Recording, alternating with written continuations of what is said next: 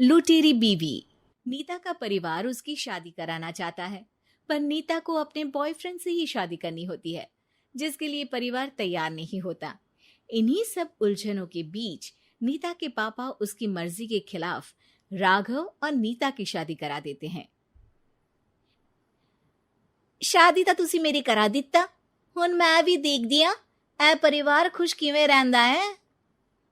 अपने गुस्से के चलते नीता शादी के अगले ही दिन से परिवार में सबको उल्टे जवाब देना, किसी की कोई बात ना सुनना और अपने मन मुताबिक रहना शुरू कर देती है, जिससे घर में सबको दिक्कत होती है, लेकिन नीता को कोई कुछ नहीं बोलता। एक दिन सास नीता के पास आती है। बहू, की गल तुसी किवें नाल या किसी गल से नाराज हो? तुहानू मेरी फिक्र करन दी कोई लोड़ नहीं, मैं ठीक हाँ। ऐसा बोल नीता वहां से चली जाती है, पर सास की बात उसके मन में रह जाती है। शादी के अगले दिन से ही मैं सब दे नाल किन्ना औखा बिहेव किता, फिर भी आप मेरे तो इन्ने प्यार नाल गल किवें कर सकदी आ। मां नू नफरत करनी नहीं आउंदी, ऐस करके वो सोचती आ कि एक ना एक दिन तुम्हारा गुस्सा भी खत्म हो जाऊगा। यह कदे नहीं हो सकता। इससे पहले राघव कुछ बोलता, नीता का मोबाइल बजने लगता है, जिस पर राघव वहां से चला जाता है और नीता फोन पर बात करने लगती है।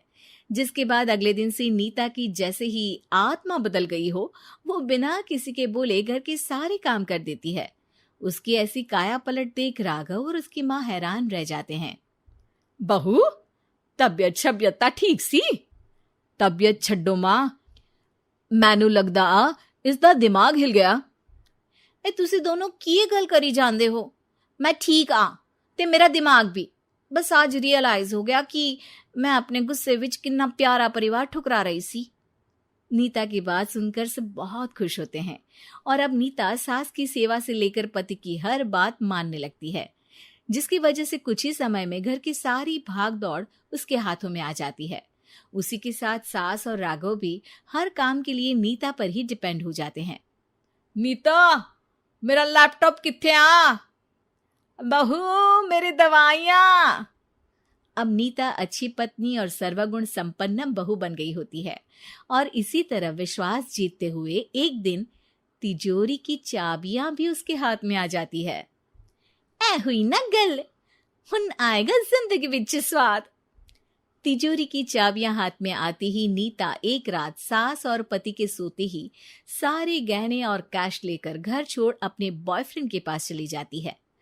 रवि, मैं आ गई, अब सानू कोई अलग नहीं कर सकता। ते वेख, मैं सारी ज्वेलरी ते कैश भी साथ ले आई। नीता की ये बात सुनकर रवि खुश हो जाता है और वो दोनों साथ रहने लगते हैं, जिसमें नीता पूरा समय काम करती है तो रवि उसके लाए पैसों पर ऐश करता रहता है।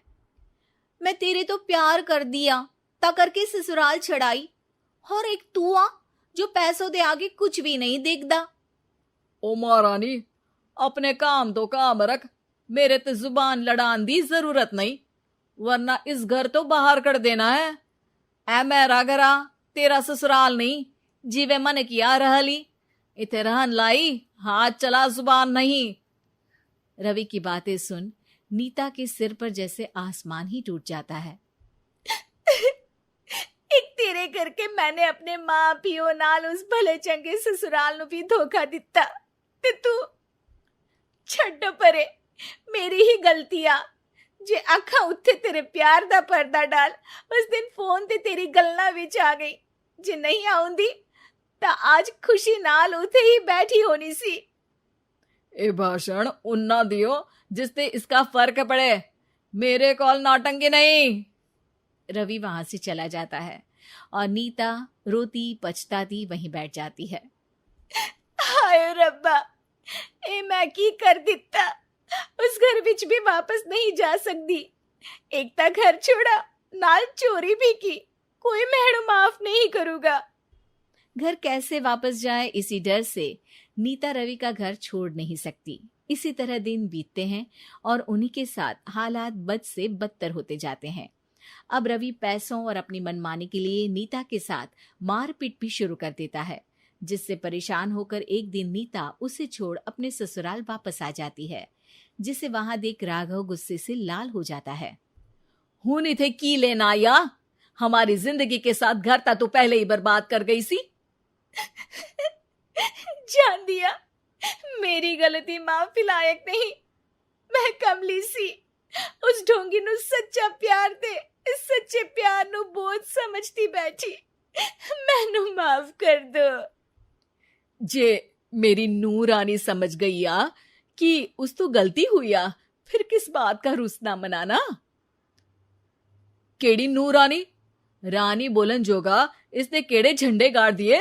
मां याद कर, तेरे घर बिच चोरी कर बहू ते पत्नी सब रिश्ते तोड़ भाग गई सी। और फिर की मानता रहिया, गलती हो गई सी। एक गलती ता रब भी माफ कर देता ते तू और मैं ता सिर्फ इंसान ही आ। माफ कर दे, मैं बोल रही आ ये दोबारा कदी कोई गलती नहीं करेगी। इसदा नहीं ता मेरा ही भरोसा कर ले। ठीक आ, जिवे तुहानू ठीक लगे, पर इसे बोल दे मेरे कोलो कोई उम्मीद ना रखे। तुसी जीवे कहोगे।